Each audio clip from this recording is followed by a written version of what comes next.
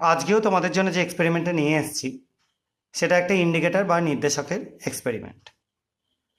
আমি প্রথমে একটা এই যে ইয়েলো কালারের সলিউশন রয়েছে এটাকে মাঝেরটায় ঢেলে দিচ্ছি।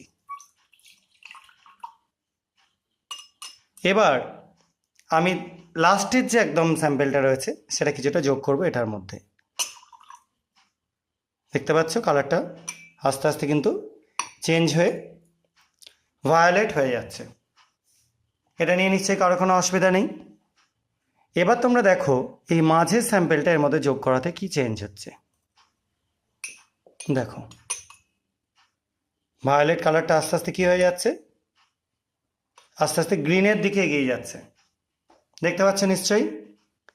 আবার আরেকটু অ্যামাউন্ট যোগ করে দিলাম। দেখো কি হয়ে যাচ্ছে, আস্তে আস্তে কমলা বা অরেঞ্জের দিকে এগিয়ে যাচ্ছে।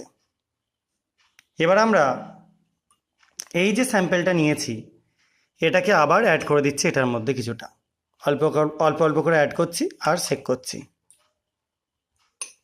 নিশ্চয়ই কালার চেঞ্জটা বুঝতে পারছো। কালারটা আস্তে আস্তে ইয়েলোর দিকে এগোচ্ছে। দেখো আস্তে আস্তে এবার গ্রিনের দিকে এগোচ্ছে কালারটা। দেখো গ্রিন হয়ে গেছে।